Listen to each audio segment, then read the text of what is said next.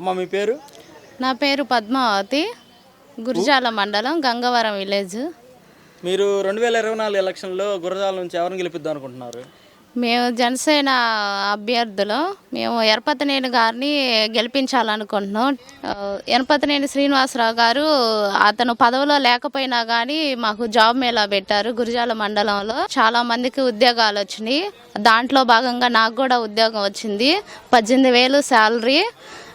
నేను నా కుటుంబం ఎంతో హ్యాపీగా ఉంటున్నాము. మొన్నటిదాకా ఏ జాబు లేక ఇంట్లోనే పొలం పని చేసుకుంటూ ఉండేదాన్ని. నేను డిగ్రీ చదివాను అనమాట. డిగ్రీ చదివినా కానీ ఈ వైసీపీ ప్రభుత్వంలో ఎన్ని ఉద్యోగాలకు వెళ్ళినా కానీ అంతా రాజకీయం అయ్యి డబ్బులు కట్టాలి అని చెప్పి పక్కకి తోశారనమాట. అందుకని ఈ జాబ్ మేళా పెట్టారు ఎరపతినేని శ్రీనివాసరావు గారు. దాంట్లో నాకు జాబ్ వచ్చింది. నేను ఎంతో హ్యాపీగా ఉన్నాను అనమాట. అందుకని మేము అతన్నే గెలిపించాలి అని అనుకుంటున్నాం అనమాట.